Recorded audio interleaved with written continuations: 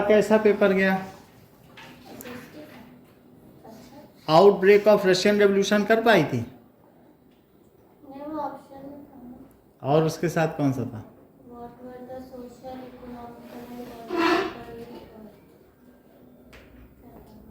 French revolution.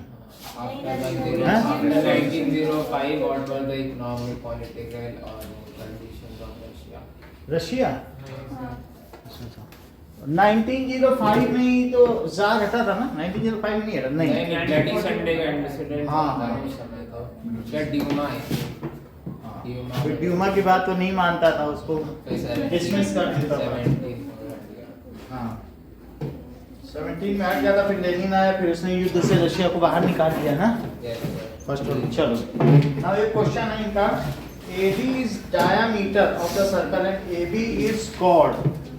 If AD is 34, AB is 30 centimeter, then बता। चलो एक क्वेश्चन करना है, फिर सर्च 4 करेंगे। AD is diameter of circle, AD diameter ले लो, AB is chord, एक AB chord लो, तो AB 34 सेंटीमीटर है, AB 30 सेंटीमीटर है, then the perpendicular distance of AB from the center, AB की perpendicular distance from the center,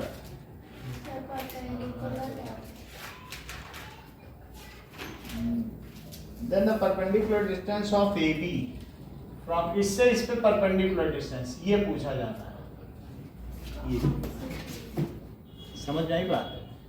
तो अब जरा कुछ चीजें देखें कि ये कितना होगा, बोलो 17 सेंटीमीटर। अच्छा इसको मिला दें तो क्या ये भी रेडियस और ये भी रेडियस, ठीक है, तो ये भी 17 सेंटीमीटर, सही है कि नहीं? अच्छा अब बताइए, अगर ये 30 सेंटीमीटर है और आइसोसलीस ट्रायंगल है, तो सेंटर से परपेंडिकुलर अगर डाला जाए किसी भी कॉर्ड पर, तो क्या वो कॉर्ड को बाइसेक्ट करेगा?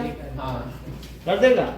तो फिर ये 30 का जो ये कितना हुआ 15 सेंटीमीटर, इसको तुम कोई कुछ ले लो, ये O हो गया और इसको M ले लो, तो अब आप मुझे बताइए कि OM स्क्वायर, यही तो पूछा जा रहा है, प्लस AM स्क्वायर, क्या ये AO स्क्वायर होगा? तो अब देखो AM कितना है 15 का स्क्वायर, OM तो पता नहीं है, और that is equals to 17 square, तो OM square is 17 square minus 15 square. No 17 का स्क्वायर क्या होता है? 289।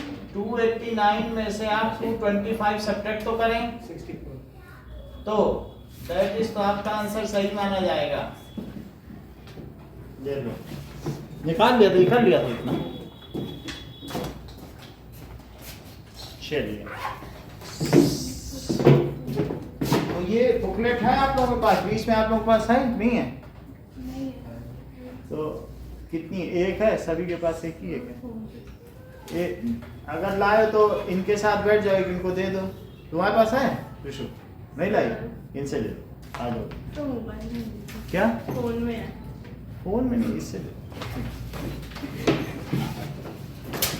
क्योंकि फिर फोन हैंग हो जाता है, पढ़ाई लिखाई करो, फोन बुरा मान जाता है। चलो नाउ सैंपल पेपर,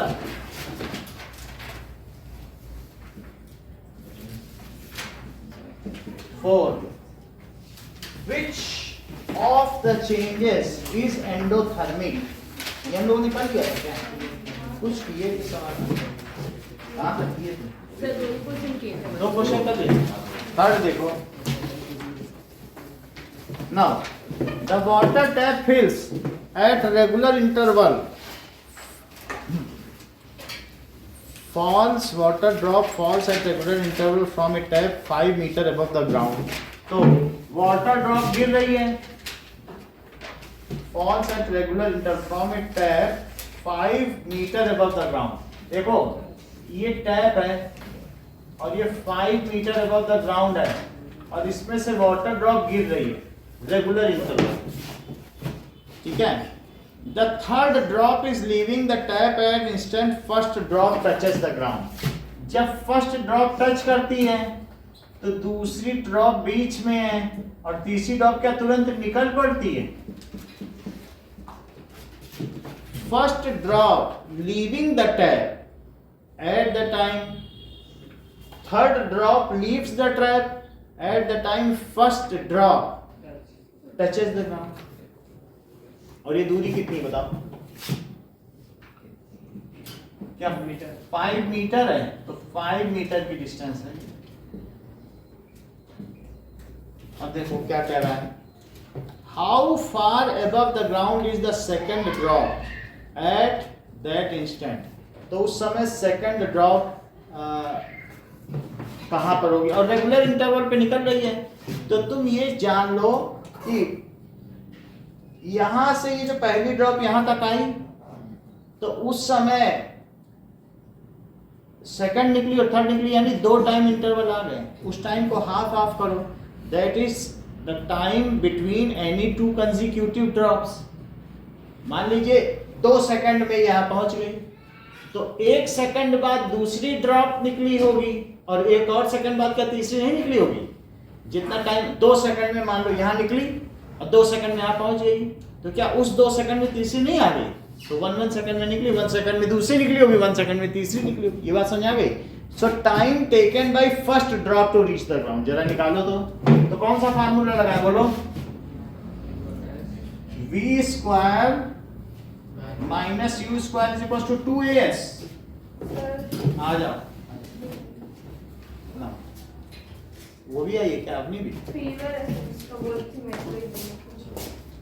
और कौन सा सही हो रहा है। साइंस में थोड़ा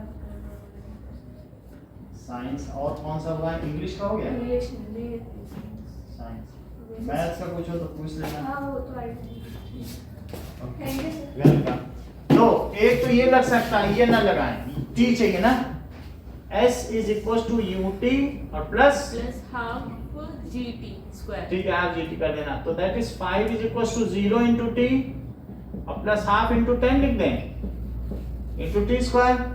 तो 5 इज इक्वल टू क्या लिखे बोलो, 5t स्क्वायर। तो t स्क्वायर कितना हो गया, 5 में 5 से डिवाइड हो जाएगा तो 1 का रूट, तो t हो गया 1। अब तुम बताओ अस्मिता, सेकंड ड्रॉप कितने समय बाद निकली होगी, the time gap between any 2 consecutive drops. Utkarsh 0.5 हुआ कि नहीं, क्योंकि इसको 2 पार्ट्स में बांट दो, तो दैट इज 0.5 सेकंड बाद दूसरी और 0.5 सेकंड, क्योंकि जब तक ये यहाँ पहुंची तीसरी निकल चुकी है, सो सेकंड निकली होगी। तो अब 0.5 सेकंड बाद दूसरी ड्रॉप निकली। बात समझ में आ रही है नहीं, वो कह रहा है कि वो कितनी ऊंचाई पर है। अब वो क्या कह रहा है कि कितनी ऊंचाई पर है, जरा इसे देखो, when it touches the ground then how much high is the second drop। अब इसे देखो कि point how far above the ground is second drop at that instant। तो अब जरा देखें कि first drop is so देखो for second drop 0.5 सेकंड बाद तो निकली और 0.5 सेकंड वो चली, तभी तो 1 मिनट ये चली। First drop has travelled 1 second, however second drop has travelled for 0.5 second. 0.5 second बाद तो निकली ही थी, आधा सेकंड निकलने में लगा और आधा सेकंड चली, उसको भी तो 1 मिनट वो हो गया कि नहीं।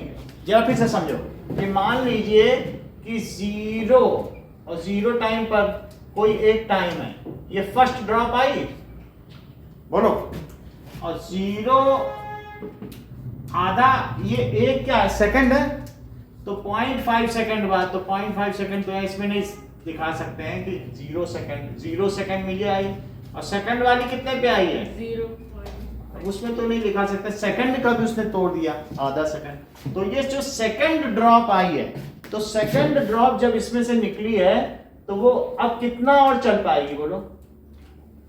जब ये सेकंड ड्रॉप है, सेकंड ड्रॉप निकली तो फर्स्ट ड्रॉप निकल चुकी है, और उस वो तो कहां तक, कहीं बीच में होगी, लेकिन वो पूरा चली। सेकंड ड्रॉप को कितना समय मिला और चलने के लिए? 0.5 सेकंड, 0.5 सेकंड बाद तो निकली ही है। तुम घर से ही लेट निकलो तो तुम्हारे पास समय कम नहीं बचेगा। तुम नोएल का पीछा करना चाहो, मान लो ये 1 घंटा पहले निकल गई, तुम आधा घंटा पहले निकली, तो तुम अगर कहीं जाना चाहते हो तो तुम्हारे पास अब आधा घंटा है। जब नोएल स्कूल पहुंच चुकी तो सुहाना कहाँ थी? वो तो आधा घंटे बाद निकली, नोएल 1 घंटे बाद निकली, तो तुम बीच में गई होगी तो तुम्हें कितना चला बोलो? अगर ये 8 बजे निकली और तुम 8:30 बजे निकली तो तुम्हारे पास अब आधे ही घंटे हैं, क्योंकि 8 से 9 ये स्कूल पहुंची है। तो हाफ उसी तरीके से मैं कह रहा हूं कि 1 मिनट में वो जितना गिरी है, तो वो तो दूसरी बूंद 0.5 सेकंड बाद ही निकली, तो उसको कितना चलना है? क्या 0.5 सेकंड नहीं चलना है? तो distance travelled by second drop in 0.5 second. बोलो बात समझ में आ गई कि नहीं? तो distance travelled by second drop, तो S is equal to UT plus half AT square. जब सेकंड ड्रॉप निकली तो उसकी स्पीड कितनी थी? क्या 0? और टाइम कितना लिया? हाफ इंटू 10 इंटू हाफ का स्क्वायर। बोलो बात सही है? तो क्या हो जाएगा 5, और ये कितना हो गया 1/4, तो ये कितना हो गया 1.25 मीटर है आंसर। देखो चेक करो। नो सर, अभी से 5 से मतलब माइनस भी तो करेंगे ना। अच्छा, कितनी एबव है ना, इतनी तो ये चली, लेकिन जमीन से कितनी ऊपर है? ये तो ये डिस्टेंस चली है ना, डिस्टेंस ट्रेवल्ड, ये अच्छा बताती है। ठीक है, अब ये देखो distance above ground is equal to 5 minus 1.25, तो कितना हो गया 3.75 मीटर। तुम ऑक्सफोर्ड से पढ़ी हुई हो क्या? अब जरा देखो 4, जवाब है iron. which of the following tissue has dead cells? Iron. Which of the following nutrients is not available in fertilizer? Iron नहीं रहेगा। आयरन क्योंकि नेचुरली जमीन में पाया जाता है, तो वो सप्लीमेंट देने की जरूरत नहीं है। ठीक, फिफ्थ देखो, फिफ्थ का आंसर अस्मिता बताइए। Sixth, amoeba acquires its food. Option B. D नहीं हो सकता, वो बी। खाना लेता है, बी। खाना लेता है तो अंडो होगा ना, एंडोसाइटोसिस। मैंने तो वही बोला। अच्छा ये बताओ कि जो अगर वही बोला था तो एंडोसाइटोसिस के 2 वो बताओ टाइप्स। जैसे वो कोई चीज अमीबा ले रहा है तो उसके अंदर लेने को क्या कहेंगे? हाँ बोलो, ये सही कह रही हैं। हाँ बोलो, पिनोसाइटोसिस और यही है। तो खाना खाने को क्या कहेंगे? एक है फैगो साइटोसिस, और दूसरा क्या बोलो? Pinocytosis. That is intake of water and intake of food. चलो देख लो, एनगल्फिंग फूड, ठीक है, और गल्पिंग वाटर, पानी को गल्प किया जाता है, फूड को एनगल्फ। तो एनगल्फिंग फूड और गल्पिंग वाटर। चलो नेक्स्ट देखिए,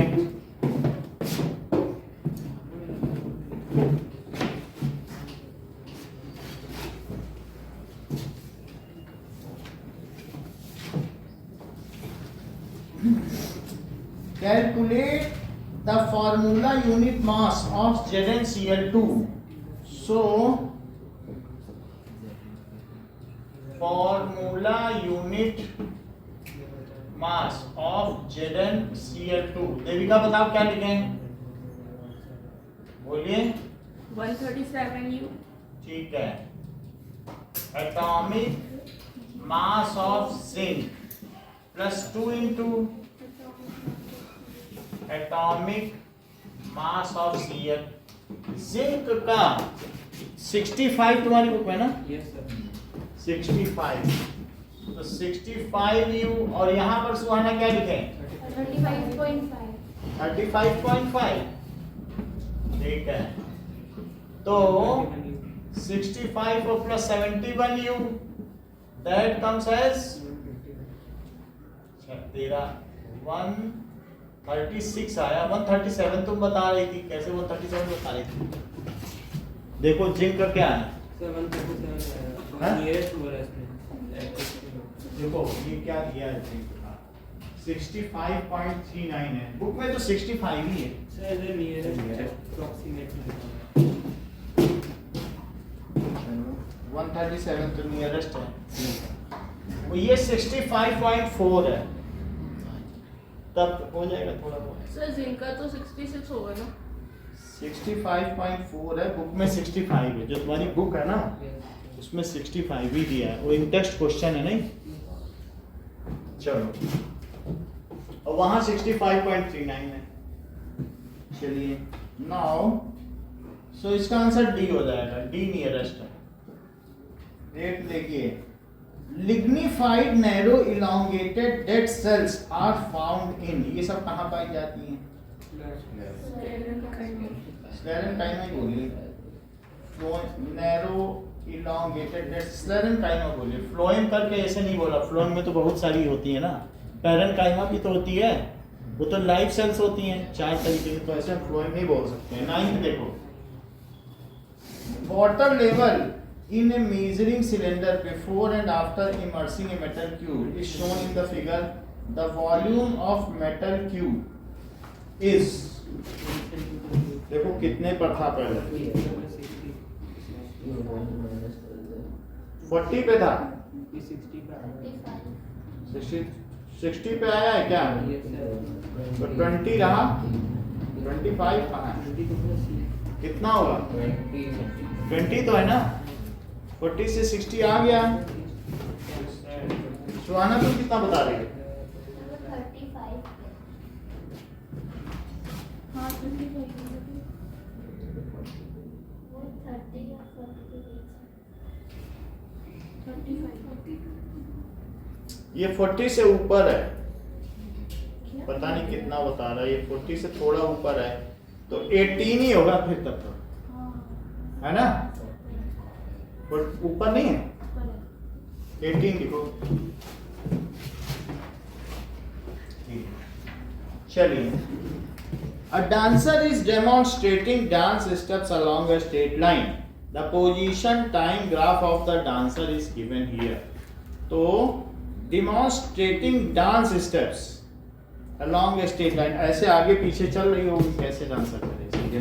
डांस स्टेप एक लाइन पे, तो वो कभी आगे जाती है और कभी पीछे, जैसे ड्रंकयार्ड है, नशे हुआ, तो वो चलता चलता फिर वो भूल जाता है आगे चलना है पीछे, तो 5 कदम आगे चलता है और 3 कदम पीछे चलता है, यानी 5 मीटर आगे 3 मीटर पीछे, और 13 मीटर पर एक गड्ढा है जिसमें वो मेन होल है, तो कितनी देर बाद वो उसमें गिर जाएगा? ये क्वेश्चन पूछा गया अगली क्लास में।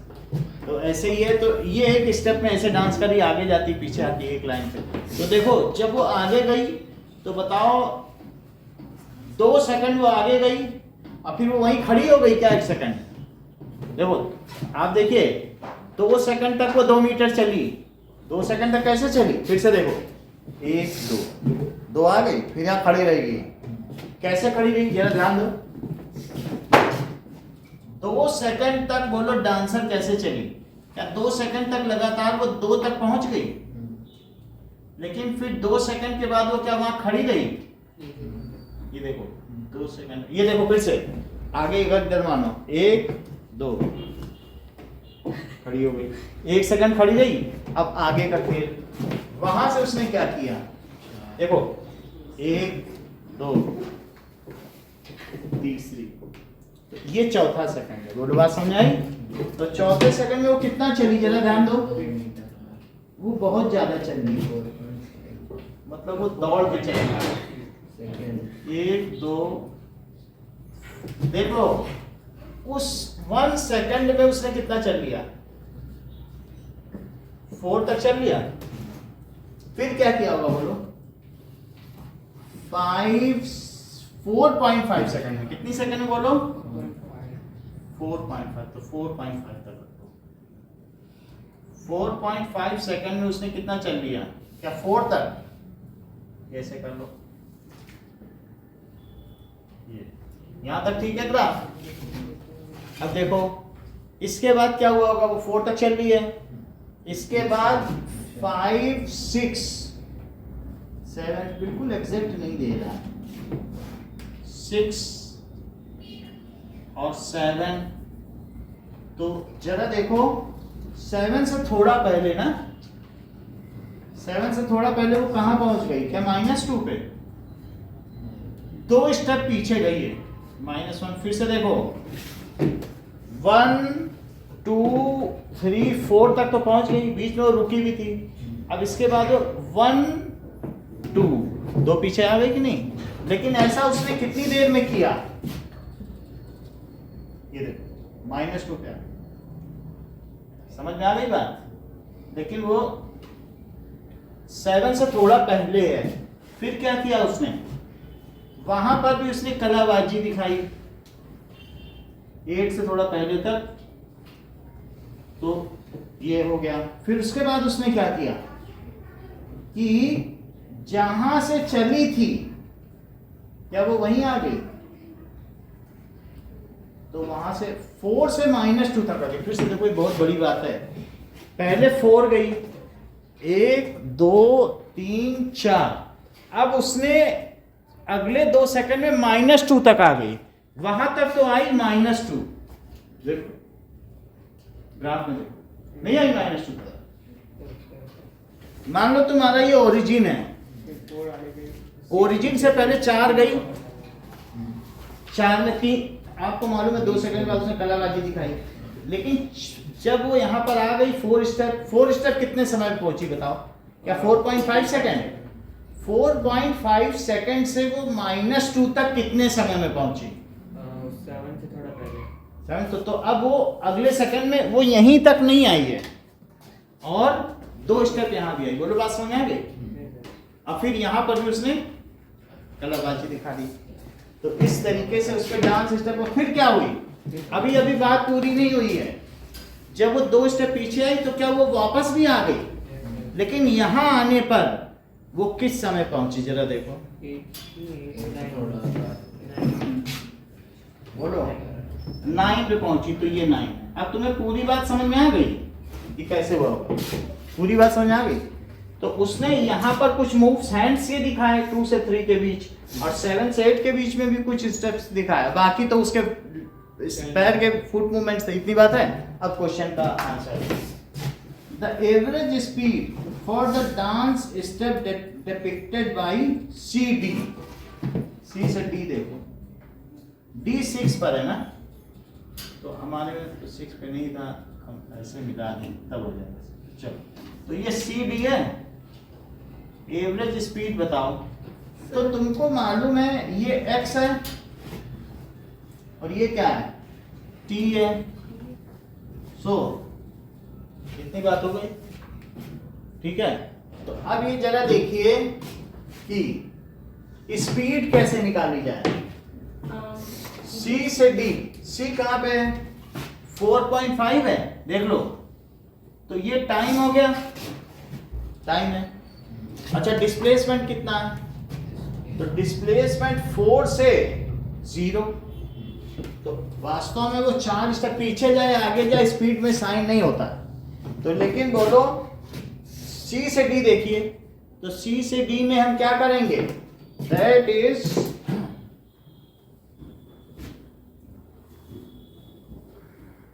स्पीड का क्या होता है? Total distance upon total time. ठीक है, दैट इज, देखो speed is equals to total distance upon total time. वैसे जो टोटल डिस्टेंस होती है, चूंकि वो लीनियर चल रही है और एक ही तरफ चल रही है, तो तुम डिस्टेंस निकालने के लिए x2 माइनस x1 भी कर सकते हो। यहां क्या कर सकते हो, ये आसान रहेगा। सही है। जरा यहां देखो, इसको क्या लिखें, पहले t1 और x1, इसे क्या लिखो t2 x2। तो ये इसके जरा कोऑर्डिनेट्स तो बताओ ना मन, यहाँ क्या लिखूं, बोलो।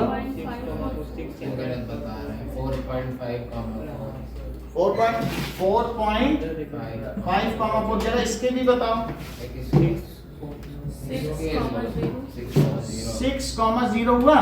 अब जरा x2 माइनस x1 तो करो, तो 0 माइनस 4 और नीचे 6 माइनस 4.5 और इस पे मॉड्यूलस लगा दो। मॉड्यूलस का मतलब समझते हो कि कोई चीज निगेटिव होगी तो इसको कहते हैं मॉड्यूलस। वो चीज हमेशा किस में बदल जाएगी, पॉजिटिव। मॉड्यूलस का स्पीड एक निगेटिव नहीं है ना, तो हमें उसका मैग्नीट्यूड चाहिए ना, हमें उसका साइन नहीं चाहिए। तो मॉड्यूलस किसी चीज को किस में बदल देता है, फार्मूले में। अगर हमें उसका साइन नहीं चाहिए, ये कोई वेक्टर क्वांटिटी तो है नहीं, ये कौन सी क्वांटिटी है, तो हमें उसका साइन ही यही तो चाहिए कि कितना चला है। तो बोलो कितना चला। वैसे सीधा भी सोच लो कि 4 स्टेप चला है, 4 मीटर चला है, और कितने सेकंड में चला है, जरा इतना ही देख लो, दैट इज 1.5 सेकंड। कोई इतना सीधा भी समझ ले तो अच्छा। 4 स्टेप उल्टा नहीं चला है क्या, C से D तक में। अब कितने समय में चला, 4.5 सेकंड से 6 सेकंड तक नहीं चला क्या, नहीं समझ नहीं पाया। तो फिर क्या लिख दे बताओ, तब उतना करने की जरूरत नहीं होगी, तब तो सिंपली भी कर सकते हो। तो बोलो कितना हो जाएगा, -4/1.5। तो इसको कितना लिख दे बोलो, -40/15। तो कितना हो जाएगा बोलो, दैट इज, अब माइनस इससे कट जाएगा, तो बोलो 5 8 या 40, 8/3 हो गया। क्या ये आंसर है 2.66? ऐसा है कोई आंसर? 2.75 है। अब CD कह रहा है, एक ये इसने बीच में निशान लगाया है, तो निशान बीच में होने का क्या मतलब निकाला था, वो 4 पर ही है हमारे हिसाब से, तो 2.66 है, इसे 2.75 D मान लो, है ना। बीच से आ रहा है तो बीच में ग्राफ पे कोई क्या जान पाएगा कि वो एग्जैक्टली कहाँ पे है, नहीं। तो D मान लीजिए कितना मीटर पर सेकंड, 4 मीटर चला, चाहे आगे चले पीछे चले, और 1.5 सेकंड में चला, तो 4/1.5, 40/15, 8/3, सीधी सी बात। ठीक, चलो हाँ बोलो। तो क्वेश्चन नंबर 9 में डाउट है। 9 में बोलो, 9 में क्या बताओ।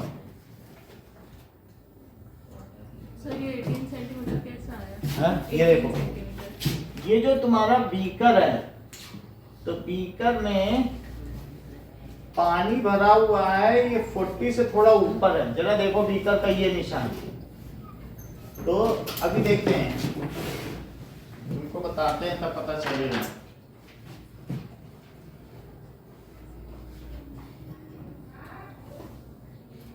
अब इसमें देखो, नाउ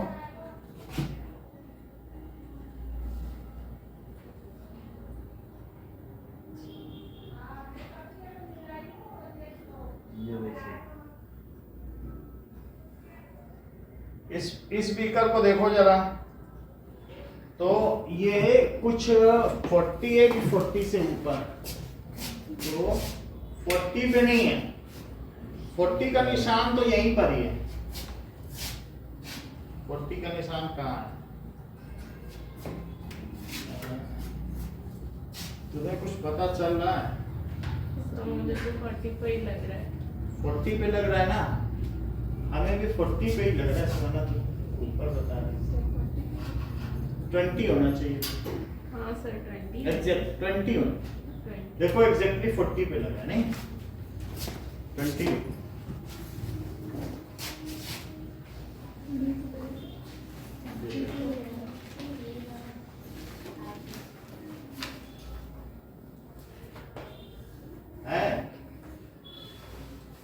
कहाँ पे लग रहा है?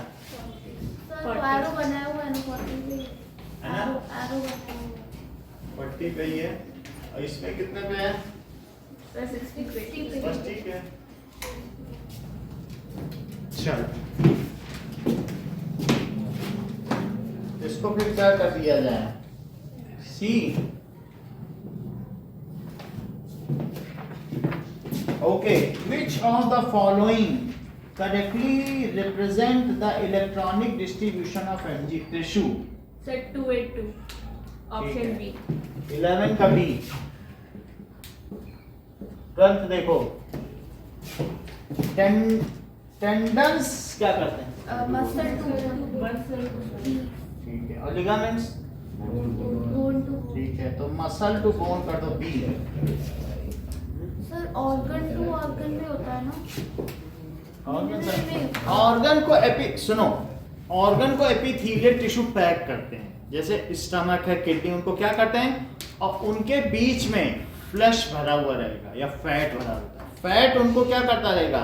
शॉक एब्जॉर्बर का काम करता है। तो बॉडी में फैट की भी जरूरत है, ऑर्गन्स को डैमेज नहीं होने देता और एब्जॉर्ब करते रहता है। फ्लैश एंड फैट बीच में रहेगा। चलो, well defined nucleus is absent in prokaryotic cell. Which one is a physical change? बताइए Devika. Adding NaCl to water. 14 का डी। ठीक है। A food sample turned blue black after addition of a few drop of iodine solution. The sample contains food sample blue black हो जाता है। इससे क्या पता चलता है? स्टार्च, उसमें स्टार्च है। स्टार्च अगर कहीं पर है तो उसमें आयोडीन डाल दो तो ब्लू ब्लैक होता है। ये हमने आप लोगों को करके नहीं दिखाया कभी? नहीं पर पता है। पता है ना? स्टार्च में अगर आयोडीन डाल दिया जाए तो क्या होता है बताइए? देखो, ये स्टार्च है हमारे पास और ये आयोडीन है, तो ये देखिए दोनों चीजें। अब इसको देख लेते हैं। स्टार्च में अगर आयोडीन के पैलेट्स डाल दिए जाएंगे तो उसका कलर क्या हो जाएगा? स्टार्च कुछ नहीं होता, चावल की माड़ होती है। चावल के ऊपर जो गाढ़ा गाढ़ा नहीं होता है, वही क्या होता है? स्टार्च है। चावल है या मक्के में, मक्का गाढ़ा नहीं रहता है जैसे, तो वो क्या स्टार्च। ये देखिए, ये देखो, ये चावल का ही पानी हमने निकाल के रख लिया, स्टार्च आएगा। अब ये देखो, गाढ़ा गाढ़ा चावल हो ना, ऊपर बहुत पतला बना लो तो वही स्टार्च है।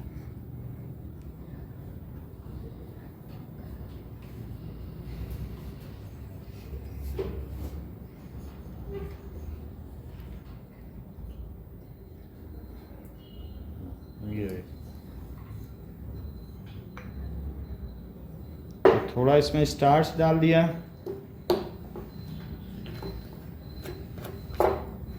अब इसमें आयोडीन डालेंगे। आयोडीन के क्रिस्टल देखे आप लोगों ने?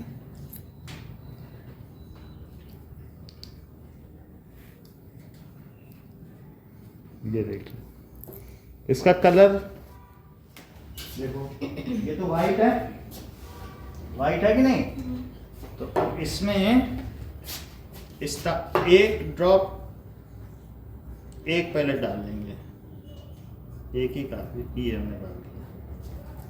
तो अब देखो, इसके डालने के बाद कुछ कलर चेंज होता दिख रहा है तुम्हें? जहाँ पड़ा ब्लू ब्लैक अभी थोड़ी देर में पूरा हो जाएगा, लेकिन उसमें कलर चेंज दिख रहा है। तो आया ब्लू ब्लैक कुछ, ये देखो,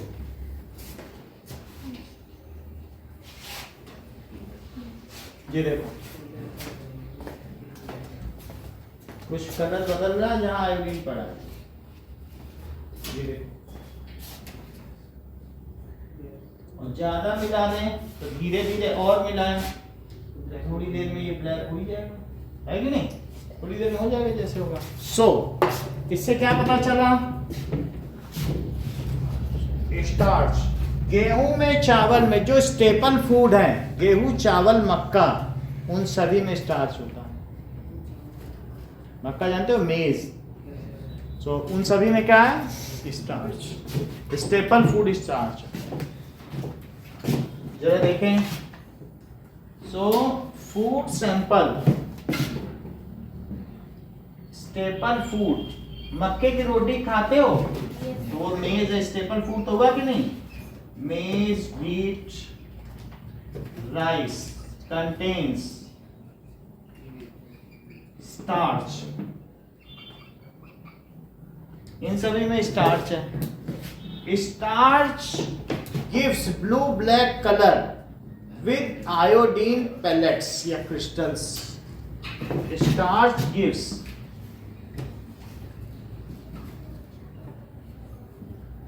blue black color with iodine crystal। तो क्या आंसर हो जाएगा? दैट इज स्टार्च हो जाएगा। आयोडीन फूड में अगर ब्लू ब्लैक कलर आ जाए आयोडीन डालने, समझ लेना उसमें स्टार्च है। तो स्टार्च अगर कोई खाएगा तो सुहाना वो फैटी हो सकता है कि नहीं?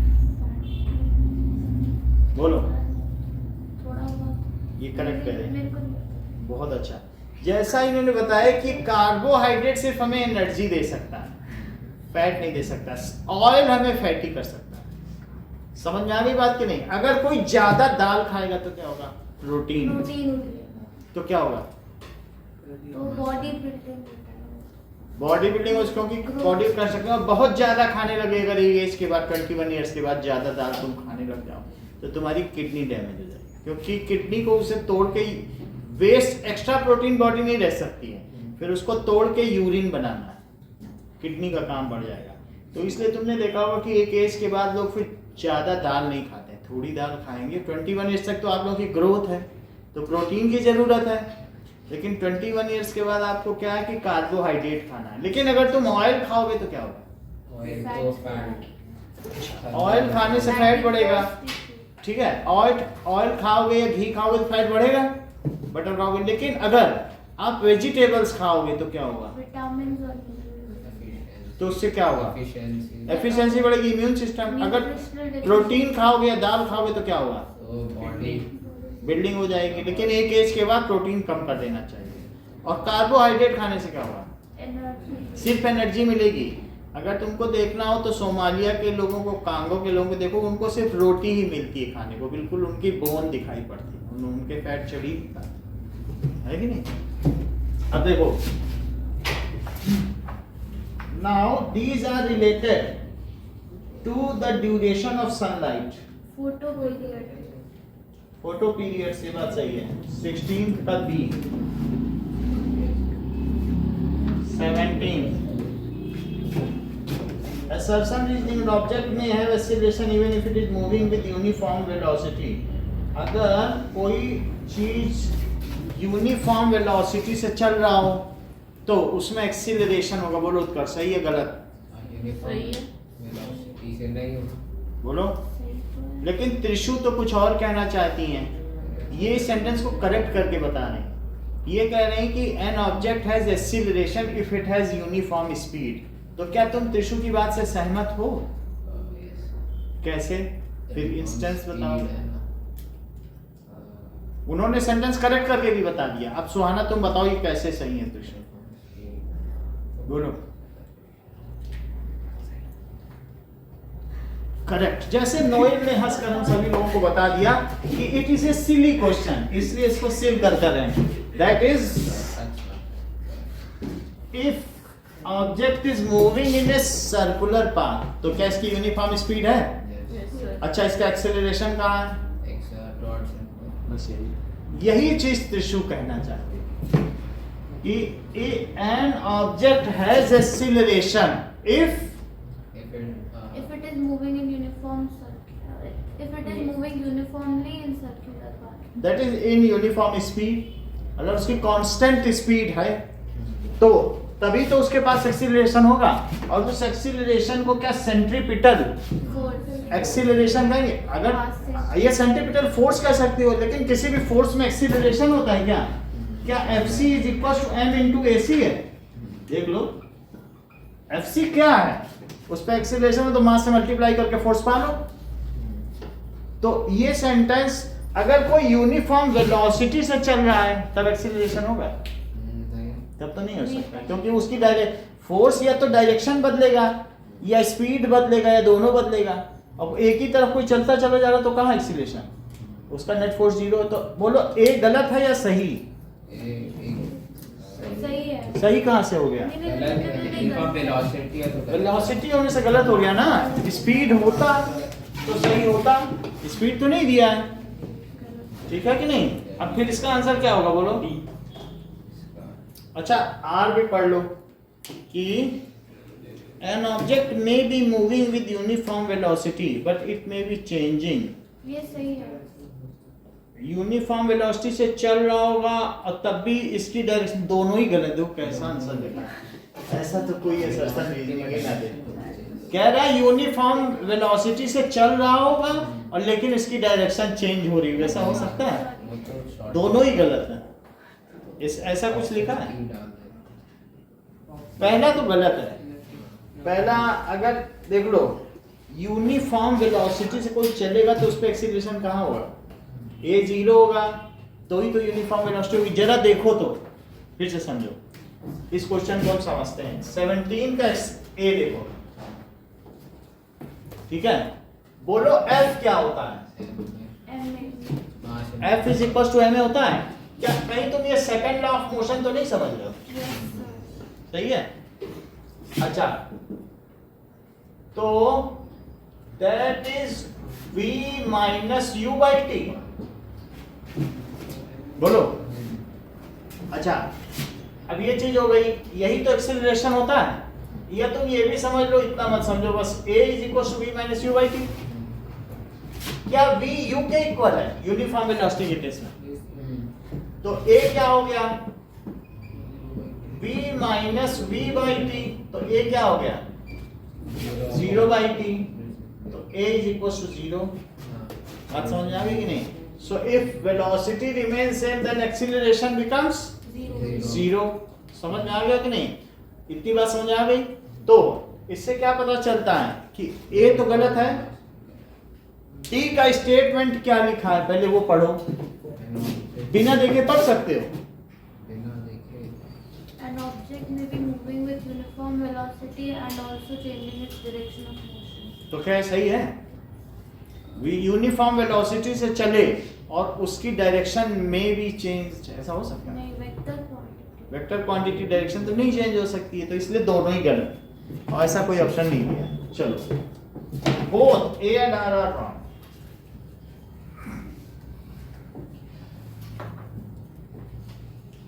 चलो 18th देखिए, evaporation of spirit from the skin makes the skin feel cool. Devika ऐसा होता है? स्पिरिट कई बार इंजेक्शन लगता है तो स्पिरिट लगाई जाती है कि नहीं? Yes sir. अच्छा, it liberates latent heat of vaporisation from the skin. क्या ये सही है? No sir. बोलो फॉल्स सर। अरविंद रुक जाओ। स्पिरिट तुम्हारे हाथ से उड़ती है, so it liberates latent heat of vaporisation from the skin. सुहाना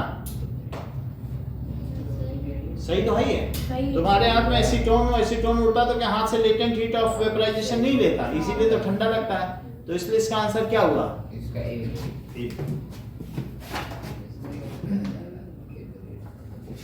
चलो, the cells of sclerenchyma tissue are living। ये तो false हो गया। They are long and narrow as the walls are thickened due to deposition। तो A is false, But R is true।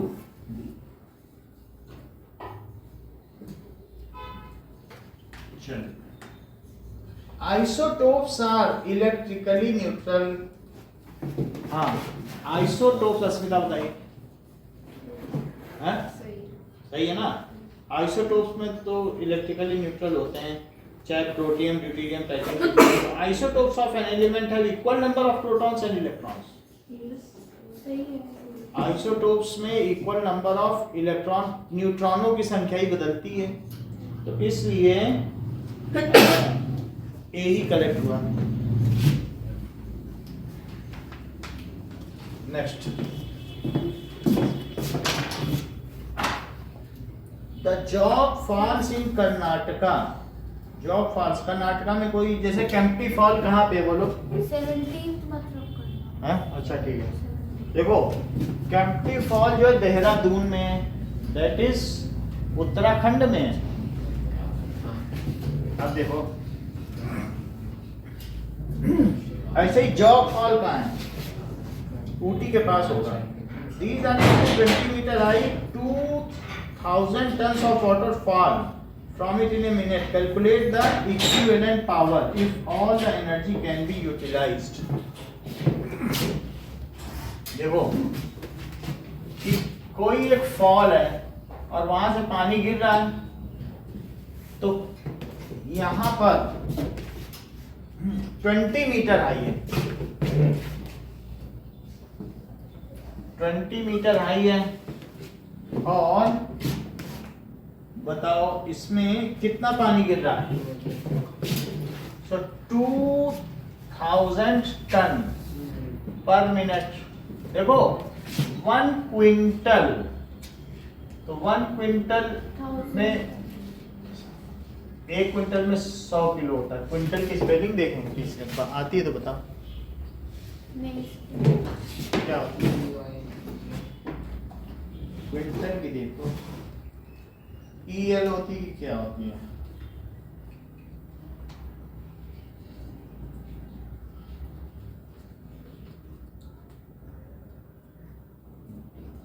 Quintal,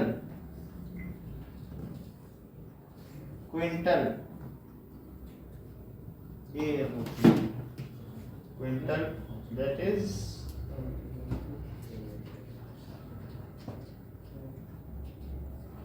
ठीक है।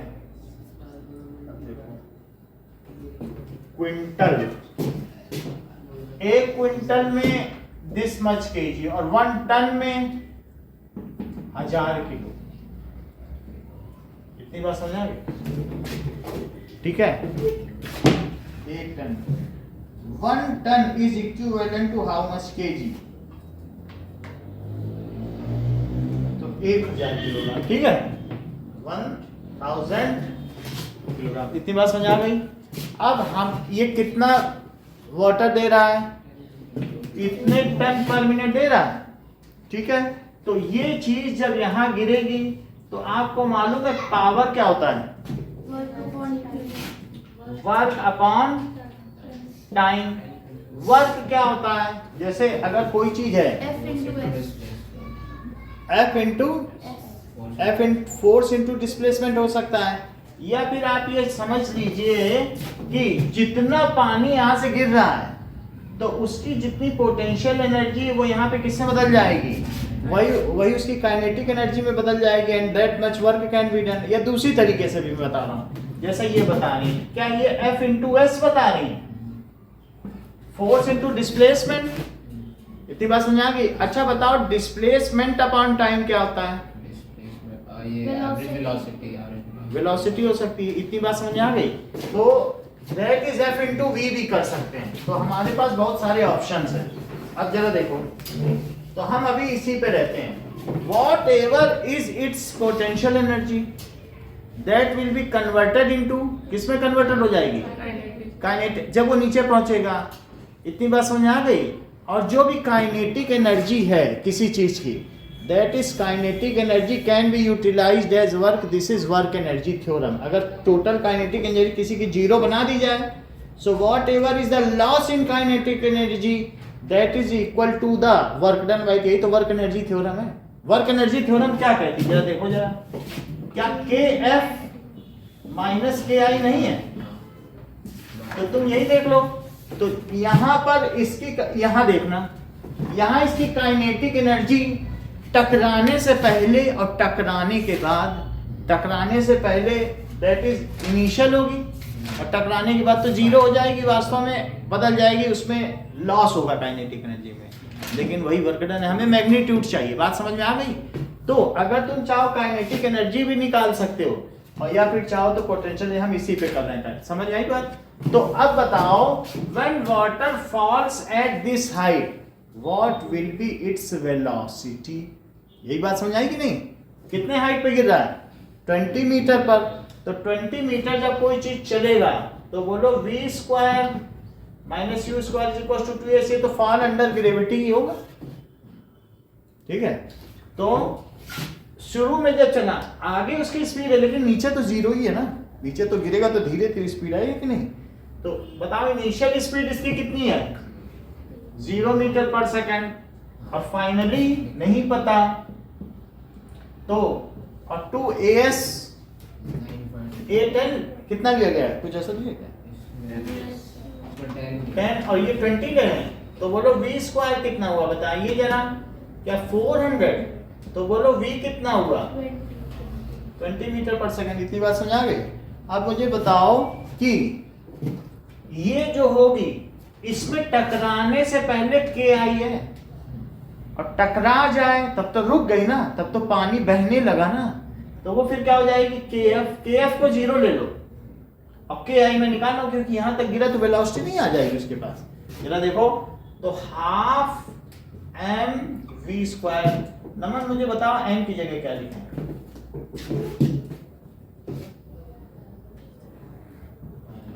मतलब 1 minute में कितना पानी गिर रहा है बताओ? 2000। ये बहुत अच्छा बता रहे हैं कि 2000 के साथ इन्होंने किसका मल्टीप्लाई किया? 1000 का, या फिर इन्होंने टीवी देख लिया होगा भाई, m की जगह इन्होंने क्यों ऐसा बोला अरविंद ने? तो इससे और छोटा भी तो किया जा सकता है ना, 2 × 10⁻6 kg।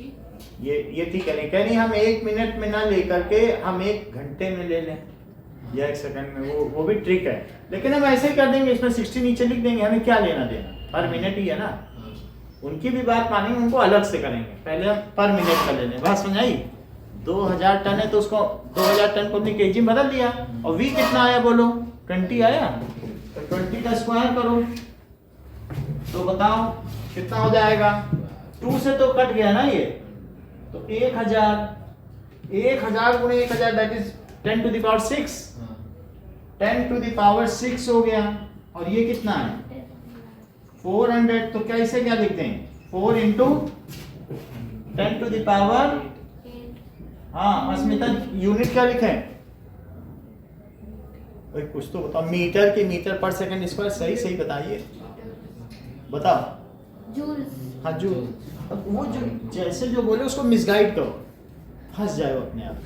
फिर मीटर बताओ कि किलोग्राम, कुछ बोलने दो। भाई जो काइनेटिक एनर्जी की यूनिट गलत बता, उसको क्या किया जाए? इस टाइम तो नहीं सिखाया जा सकता। तो इतने जूल हो गई, और kf कितना है बताइए? 0। kf is equals to 0। Change in kinetic energy is equals to work done. बोलो बात सही है? Work energy theorem. So as per work energy theorem that is delta k is equals to w। तो आप चाहे तो kf होगा, वास्तव में kf माइनस ki, कुछ और नहीं किया जा सकता। It is equal to w। Final कितना होगा जब टकरा जाएगी, और शुरुआती कितना है? लेकिन it is equal to work done. Work done एक स्केलर क्वांटिटी, ये भी स्केलर क्वांटिटी, इसलिए इसमें मॉड्यूलस लगा दो। बात समझ में आ गई कि नहीं? ठीक है कि नहीं? यानी ये वर्क डन जो होगा हमारे द्वारा ये नेगेटिव है।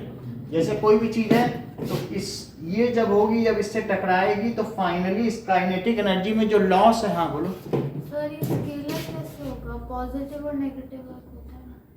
मतलब काइनेटिक एनर्जी में कोई डायरेक्शन नहीं होती है, तो काइनेटिक एनर्जी भी स्केलर है, और वर्क डन भी एक है कि ये स्केलर क्वांटिटी है। जैसे देखो वर्क डन को डायरेक्शन से नहीं होती, ये एंड पॉइंट्स पे डिपेंड कर रहा है, यहाँ से यहाँ तक ये वर्क डन है, तो कोई इसमें डायरेक्शन की कोई बात नहीं है। वर्क डन कैसी क्वांटिटी है? स्केलर क्वांटिटी है। तो ज्यादा में लेना देना नहीं है। अगर सिंपली भी तुम ये नहीं लिखना चाहो तो मॉडुलस में नहीं हो तो यही है, चेंज इन काइनेटिक एनर्जी, यही लिख दो। यहाँ से 0, तो क्या लिखे बोलो 4 × 10⁸ क्या यही W है? अब हम क्या करेंगे, ये जूल में आ गया, तो बताओ पावर क्या लिखे, W/T, नंबर वैल्यू प्लेस करिए दोनों जगह, बोलो अरविंद। 4 × 10⁸ joules हाँ, और और टाइम हो जाएगा 60 सेकंड, और जूल पर सेकंड क्या होता है, वॉट होती है। अब जरा देखो, तो ये 60 है, मैं ऊपर 400 ले लेता हूँ, 2 जीरो उधार ले लेता हूँ, मतलब वापस ले रहा हूँ इससे, तो कितना हुआ, और 60, ये तो वॉट हो गया, 1 जीरो से इसको कट करो, 6 से कट हो जाएगा, 40 बचेगा, 6.66 आएगा ना, 6.66 इतना आंसर है। तो इससे क्या पता चल रहा है, how much power it will give, that is 6.66 × 10⁶। अगर 10⁶ किसी में लग जाए तो उसको क्या कहते हैं, 10⁶ वॉट। ये क्या होता है, 1 मेगावाट। कभी भी इसमें ये लग जाए ना, या इसको MW कहते हैं, मेगावाट में बिजली उत्पन्न होती है। एक शहर की पूना की बिजली चल सकती है, कर्नाटक है तो ऊटी की पूरी बिजली चल सकती है, समझा। अब 10⁻³ वॉट हो तो क्या लिखोगे, 1 किलोवाट। बात समझ आ गई। 10⁹ वॉट हो तो क्या लिखोगे, 1 गीजा वॉट, तो गीजा वॉट। बोलो बात सही है कि अगर इतना हो तो ये गीजा हो जाएगा, गीजा और उससे टेरा 10⁻10, फिर पीटा, ठीक है, फिर एटा, ही तो पूरा जानते हैं, हर चीज तुम कहाँ से सीख रहे हो, गीता ही बताते हैं। ठीक है, चलो अच्छी बात, तुम अब अपनी कोचिंग खोलो उत्कर्ष के बगल में। नाउ अगला क्वेश्चन देखें, after all that is a force of 7 Newton acts on an object. The displacement is 8 meter in the direction of force. Let us take it that force acts on the object through the displacement. अस्मिता बताइए what is the work done in this case. पहले तो formula बताओ कौन सा लगाओगी, तो क्या लिखना है बोलिए, force into displacement, value place करो। 4 × 8 भाई ठीक ठीक, 7 × 8 ये तो का ही क्वेश्चन है। 56, हाँ बोलो, चलिए। Now why is it that on increasing the wind speed the rate of evaporation increases. Arvind, जब विंड स्पीड पंखे चला देते हो तो बताओ रेट ऑफ इवेपोरेशन क्यों बढ़ जाता है। ये देखो अभी ये धीरे धीरे इसका कलर बदल गया है, डार्क हो गया अभी, और धीरे धीरे कल तक पूरा काला हो जाएगा। ये देखो ब्लू, ठीक है, धीरे धीरे हो रहा है ना। अभी पहले पूरा है, देखो अभी गला भी नहीं, अभी पहले डीसी में पड़ा है। हाँ बोलो Suhana, why increasing the fan speed rate of evaporation increases, बताइए बताइए।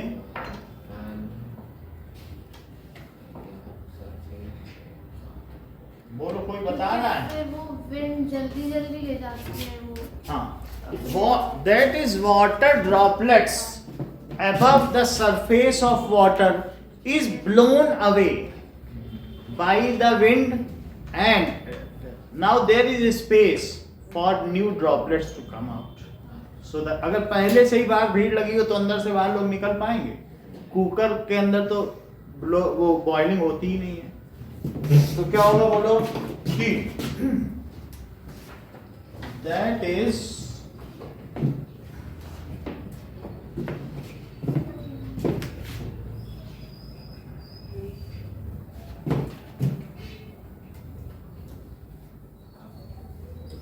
when wind blows, then it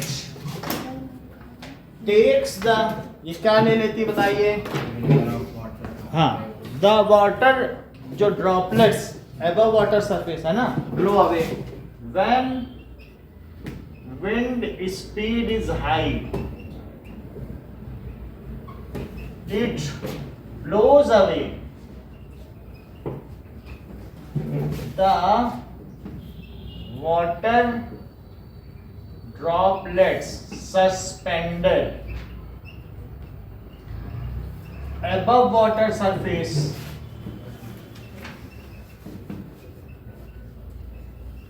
and facilitates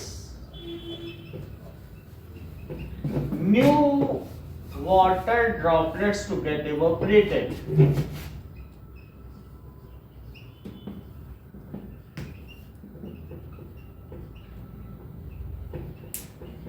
ठीक है, वो पानी की बूंदें हट जाएंगी तो नई बूंदें निकल पाएंगी। और मान लो बारिश का मौसम है, पहले से ही सब हवा में ड्रॉपलेट्स हैं, तो क्या तुम्हारा कपड़ा सूखेगा? तो उसके लिए या तो वो तो बात है, फिर उसमें पहले से हो ना बूंदें तो नहीं सूखता ना, बूंदों का हटना जरूरी है कि नहीं? तो बारिश में कपड़े कैसे सुखाते हो? पंखे चला कि कम से कम वो हटे तभी तो सूखेगा, और कोई मेथड नहीं है। नेक्स्ट देखो,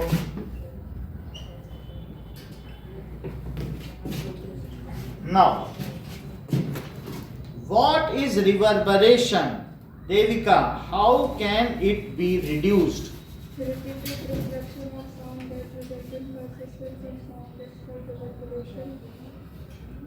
Repeated reflection of sound which That result in persistence of sound. बिल्कुल सही, पूरी बात इन्होंने बता दी। How it can be reduced? कैसे इसे घटाया जाए? रिवर्बरेशन, जैसे किसी कमरे में बहुत रिवर्बरेशन हो रहा है, यहाँ 17.2 मीटर तक का कोई नया ही कमरा हो तो साउंड एनर्जी गूंजती है कि नहीं? हाँ बोलो। फर्नीचर ज्यादा करते रिवर्बरेशन का 17.2 से कोई लेना देना है? कोई लेना नहीं। खाली कमरे में रिवर्बरेशन होगा, साउंड गूंजेगा, छोटा बंद कमरा हो तो गूंजेगा। तो हैवी कर्टन और कारपेट्स, हैवी कारपेट और साउंड एब्जॉर्बिंग पैनल, सीट्स ले लो, साउंड एब्जॉर्बिंग, जैसे ऐसी चीजें ना, ये सारी चीजें आप कर सकते हो। या आर्टिफैक्ट्स लगा दो, है ना, नहीं तो बहुत सारी कलाकृतियां। अब जरा देखिए, osmosis is a special kind of diffusion. हाँ सुहाना, osmosis is a special kind of diffusion. because it occurs through the semi-permeable membrane. पूरी बात, that is osmosis is diffusion of, बोलो किसका? water from higher concentration of water to lower concentration of water as, ठीक है, but through semi-permeable, इतना ही लिखो। So it is diffusion is a special kind of osmosis is movement of water from higher concentration of water, higher concentration of water to lower concentration of water through semi permeable membrane। यही diffusion में भी होता है, लेकिन बस उसमें SPM नहीं होती है। और वो पार्टी किसी भी मीडियम में हो सकता हैं? है, किसी भी मीडियम में हो सकता है। डिफ्यूजन, हाँ, ये सिर्फ लिक्विड। ये बात सही है, ये लिक्विड मीडियम में ही हो सकता है। So it is a special kind of diffusion. तुम्हारा दिमाग अच्छा काम करता है ना।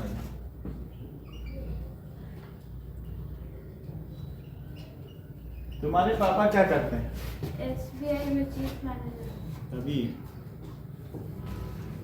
जो अफसर के बच्चे होते हैं ना। अब जरा देखें, 2 persons manage to push a motor car of mass.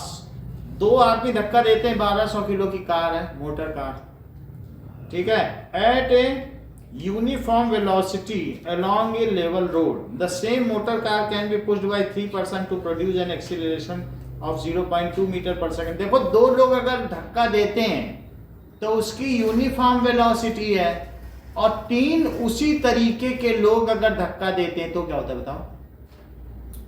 तुमने क्वेश्चन ही नहीं पढ़ा, बोलो उसकी वेलोसिटी बढ़ गई कितनी, 3 बोलो 0.2 उसका एक्सीलरेशन, तब वो कार फिर एक्सीलरेट करेगी, उसकी वेलोसिटी लगातार बढ़ती जाएगी, तो उसका एक्सीलरेशन कितना है? 0.2 metre per second square. With what force does each person push the motor car? Assume that all person push the motor car with the same muscular effort. सब इसी तरीके से कर रहे हैं. तो अब जरा देखो कि अगर 3 आदमी कर रहे हैं, let each is applying F force. एक कितना फोर्स लगा रहा है? Let. तो बोलो 3 लोग मिलकर कितना फोर्स लगाएंगे? 3 है. होगा कि नहीं? तो मान लीजिए ये मोटर कार है और उसको 3 आदमी धक्का दे रहे हैं, और ये भी है, एक बच्चा भी धक्का दे रहा है, 3 आदमी.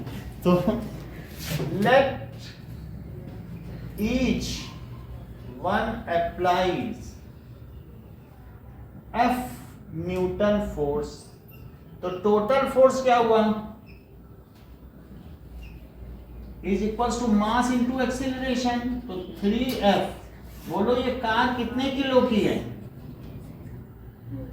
1200 किलो की, और एक्सीलरेशन कितने का है? 0.2.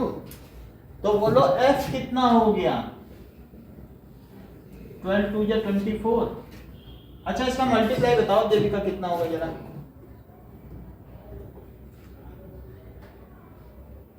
देर लगा रहे. 2.4 2.4 2.4. तुम तो बहुत तेज. हाँ बोलो सुहाना. हाँ उत्कर्ष. 0.2 है. अच्छा त्रिशु ने क्या किया वो हम बता दें. त्रिशु ने सोचा 1200 इंटू 2/10, 0 से 0 काटा 250 होती है. ये बहुत तेज है हर मामले, क्योंकि दिमाग लगा देती है. 0.2 था तो 2/10 क्या होगा माइंडली माइंड में, और 0 से 0 काट के 240 बोल दिया, और ये लोग देखते रहे. तो 240/3, तो F कितना हो गया? 40. तो हर एक व्यक्ति कितना फोर्स लगा रहा है? 80 न्यूटन. जब तुम बकेट उठाते हो तो कितना फोर्स लगाते हो? 20 किलो की बकेट होती है पानी की, 20 किलो. कितना? 200 ना. तो इसका मतलब है ये लोग जो है काम सही नहीं कर रहे हैं ना, ढीले ढाले हैं. 200 तक का तो लगा ही सकते थे, तो 1.5 आदमी आ जाता तो ही लगा देता. 1.5 का मतलब हाफ फोर्स है. ये तरफ से रहता है. तो यही क्वेश्चन पूछा गया क्या? कि और पूछे? यही है. assume that a batsman hits a cricket ball when which then rolls on a ground level after covering a short distance. Why does the ball come to rest? नमन, एक बैट्समैन ने हिट किया बॉल को, वो boundary तक नहीं जा पाई, पहले रुक गई. क्यों ऐसा हुआ? did not hit hard enough and because of friction.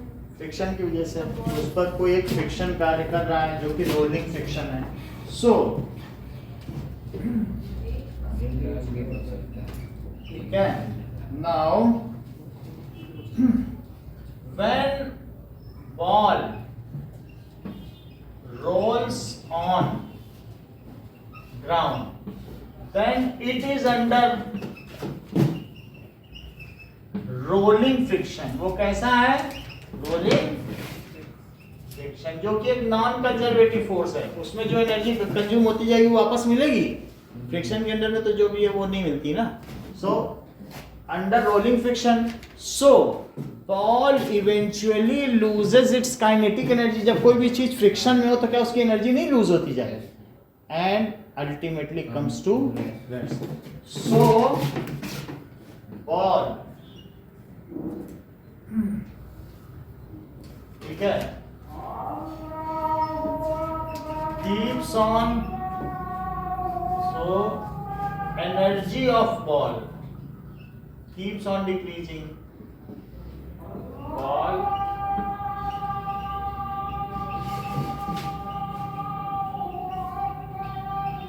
and it comes to, अगर मान लीजिए जो बॉल एक स्पीड से चल रही थी फिर वो रेस्ट पे आ गई, तो क्या काइनेटिक एनर्जी में चेंज हुआ? तो वो जो काइनेटिक एनर्जी में चेंज हुआ वही वर्क डन है। तो वो वर्क डन किसके लिए किया गया? वो बॉल को रेस्ट पे लाने के लिए। वो वर्क डन हो गया फ्रिक्शन के अगेंस्ट। किसके लिए किया गया? फ्रिक्शन के। नहीं,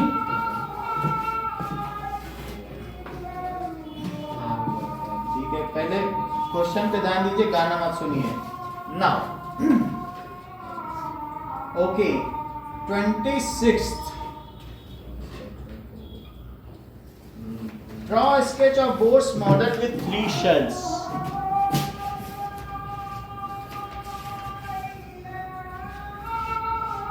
थ्री शेल्स हो गई, ये बना लो। ये क्या करें? Nucleus, this is n is equals to 1 के shell, n is equals to 2 l shell, और n is equals to m shell. बोलो, बात समझ में आ गई? बोर्स एटॉमिक मॉडल है न्यूक्लियस, इसी को ऑर्बिट भी कहेंगे। अगला क्वेश्चन देखें, sound is produced when your school bell is struck with a hammer, why?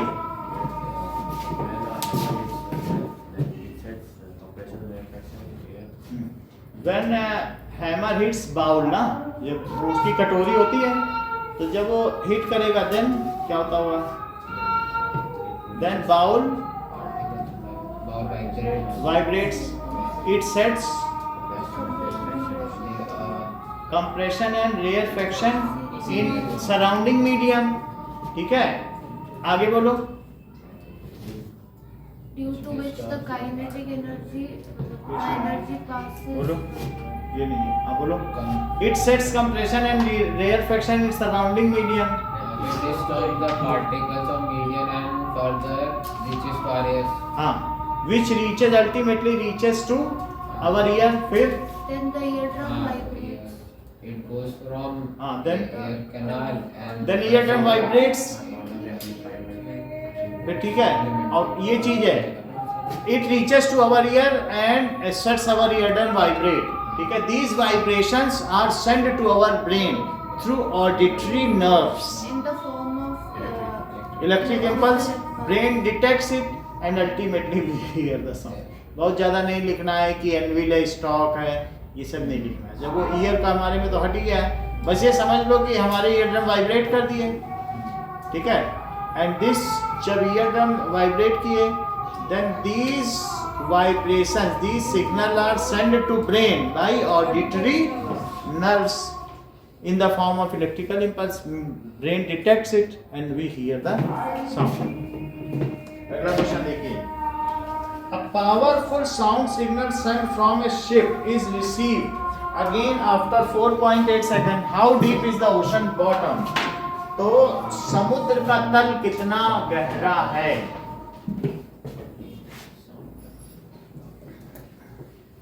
तो ट्रांस रिसीवर लगा होता है। जो सोनार की बात की गई ना, कभी भी शिप है तो शिप में क्या होगा, ये देखो, तो शिप में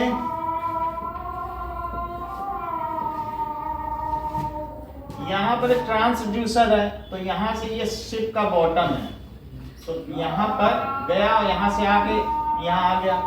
तो अब जरा देखो कि ये कितने सेकंड में आया, 4.8 सेकंड। अच्छा, साउंड की उत्कर्ष वाटर में, सी वाटर में स्पीड बताओ। 1500 मीटर पर सेकेंड। सही बताती हैं। तो speed of sound is equal to 1500 metre per second. और रिवर वाटर में बता दो, तुम तो हर चीज जानती हो।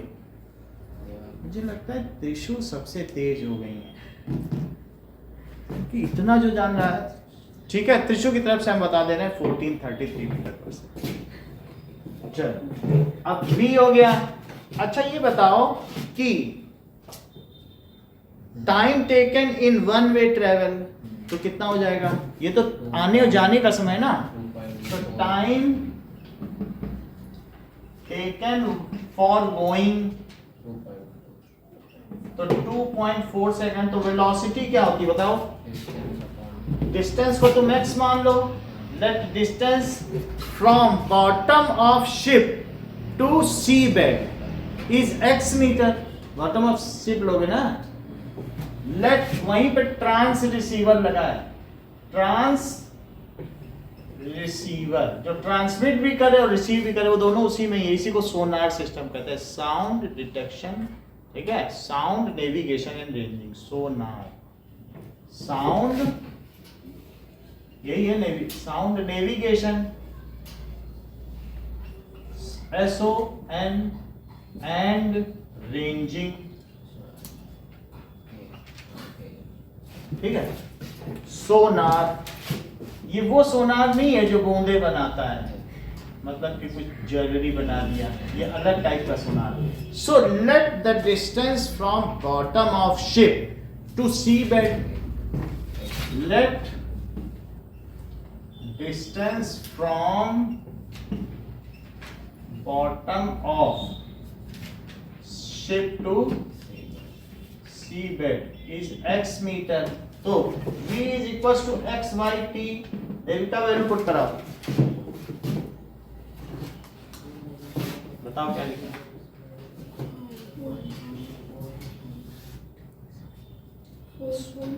अच्छी बात है। हाँ सुहाना, 1500 is upon 2.4.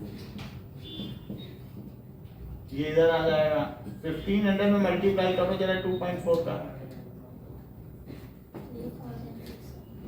3000 15 चौको 60 15। ठीक है, 3600 मीटर। अब कंक्लूडिंग आंसर बताओ। The distance between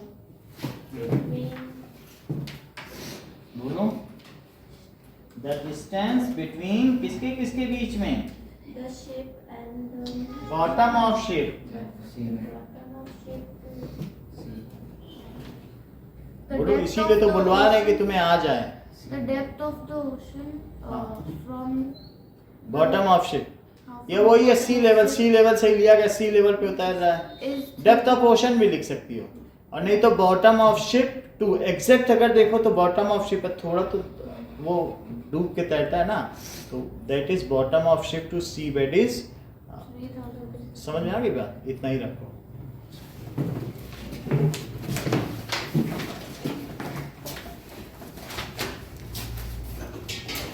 देखो और ब्लैक हो रहा है, ब्लैक हो रहा है।